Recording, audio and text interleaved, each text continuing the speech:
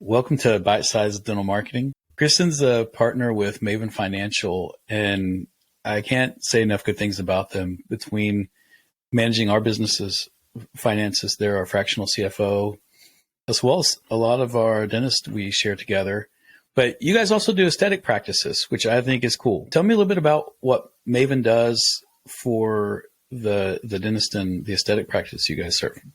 Yeah. So, like Eric said, we are fractional CFOs. And essentially, what that means, we don't do the bookkeeping, we don't do the taxes, but we are really helping our clients, dental practice owners, aesthetic practice owners.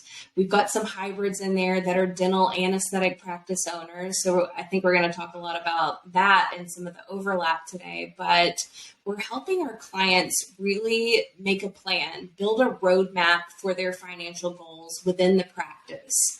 So how much revenue can we anticipate on bringing in? What's the profitability going to look like? What about all of the providers? Really attaching goals to the financial, targets that we want to achieve for our clients. I've got clients that want to grow their practice and have maybe 2 or 3 or 4 locations. I've got some clients that just want to have a really good, solid practice and be very profitable.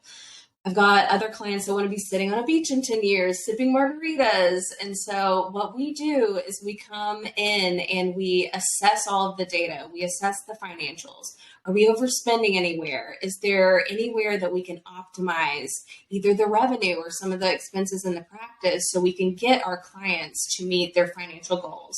We want to be profitable. Well, we make a roadmap for that. And so when we talk about everything in between, anything that has financial implications, we're really working on a plan with our clients. Yeah. One of the things that I've liked most about what you guys do is I like the benchmarking. Like I like the comfort of knowing where my supplies should be, where's my payroll should be. And I know that we're an agency and not an office, but to me, that gives so much confidence in the plan and the approach to when I can benchmark sort of what's happening in the industry, especially with payroll right now. Salaries are, and staffing in dental is awfully ambitious at the moment. And I don't know that it ever slows down, but I do like being able to benchmark how an office does when we get into it. Yeah. Yeah, that's definitely something that our clients really appreciate. And, just like you mentioned, it's really competitive out there for any type of business to bring on new employees, and the compensation is constantly evolving and changing. So what we're hiring someone at X position a couple of years ago, well, they now cost a lot more. So it's really important to retain your people and then grow them and give the appropriate raises versus sometimes, trying to hire and bring on new people. But that's definitely something that we look at with all of our clients. We are assessing, well, what does the normal dental practice, what are they spending on compensation? How are they compensating their providers and their support staff? And then same in the aesthetic space. What is that percentage that it should be versus your revenue? What about your supplies? So all of those things we're tracking, we're assessing that, and those things kind of change. So, what was normal a few years ago is not necessarily the normal that we're seeing anymore. Mm-hmm. No, it's the wild, wild west out there in terms of hiring. Wild, wild west. But you said something that has me interested that I want to talk about. Over the last, I'll say 18 months, we've had more and more practices come to us asking to add Botox, asking to add some of the aesthetic facial things on them. And they've gone about in numerous ways. I mean, we've had people add MDs on Fridays. We've had people say, no, I'm only going to shoot in the mouth from inside the mouth. We've seen a myriad of suggestions on how to add the facial aesthetics into dental practice. What have you seen, and where's the industry going, and what are the best practices? Yeah. So for starters, the aesthetic industry is just growing. It's really taken legs, and it will continue to grow and double in size over the next 5 to 10 years. So that's the trajectory of aesthetics. 5, 10 years ago, it may have been hard to locate a medical spa or an aesthetics practice within your geographical location. Now it's not quite to the level of dental practices. You can go up the street and pass 2 to 5 dental practices on your way to drop your kids off at school. But med spa isn't quite there yet, or aesthetics isn't quite there yet, but they're getting there. So there used to not be a lot of locations, and now it's drastically growing. So we have had a lot of our dental clients that are interested in bringing this on. We've worked with, several dental clients that already do this. They already offer aesthetics in their practice along with other dental treatments and procedures. I will say one thing that if you're thinking about bringing this on into your dental practice and you're not already offering it, you need to have a good attorney, a healthcare attorney, and you need to make sure that you're compliant for what you're allowed to do within your state. So with medical aesthetics, it's unlike dental. Dental has some standardized federal things, national things that, all dentists are allowed to do A, B, and C in every single state. Well, it's not necessarily like that in aesthetics. In some states, dentists aren't really allowed to do any medical aesthetics. In other states, you're allowed to do some medical aesthetics. And in most states, you're really allowed to do from the neck up. So that is one thing that we're definitely seeing. So if you're interested, I would definitely partner, with an attorney. And I've got a lot of other insights here, but I'll kick it back to you, Eric. I definitely want to hear more about the best practices to get started. Yeah. I do know that from a marketing standpoint, it is a very different beast for us. Where dental is more of a known thing of just the knowledge around it is so much greater. And obviously because we have done it in the industry so much more mature in dental marketing that there's a more known, this is the roadmap for a fee for service practices. This is the roadmap for a PPO driven practice. For the medical aesthetics, I know that there are some marketing companies out there. We have chosen to not specialize in aesthetics, but I do see the work that Mary Robb at Social Practice does. I see a lot of some of the others, and I find it fascinating. I look out there and I like what I see. What are the other best practices that you're seeing out there?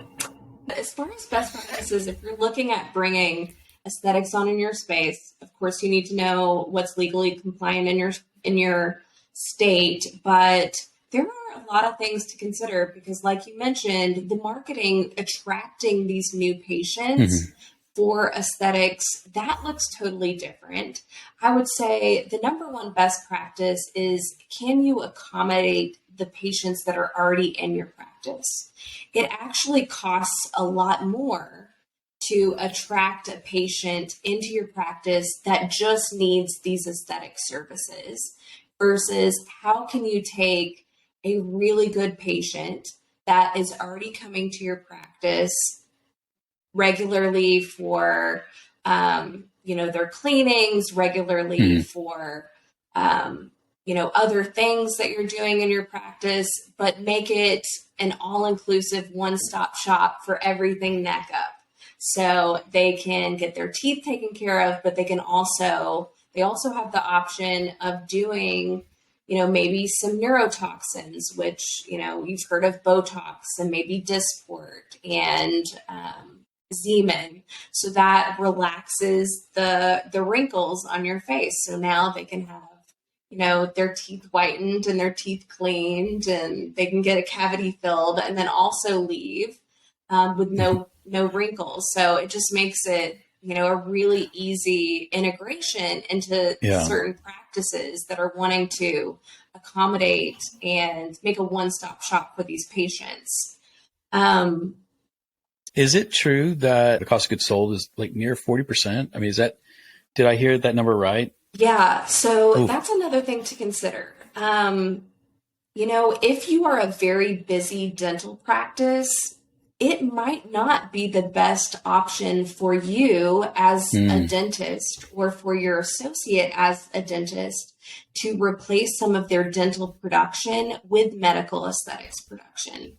Because for starters, if you think about, just a regular general dentist practice, you've got lab fees and you've got dental supplies.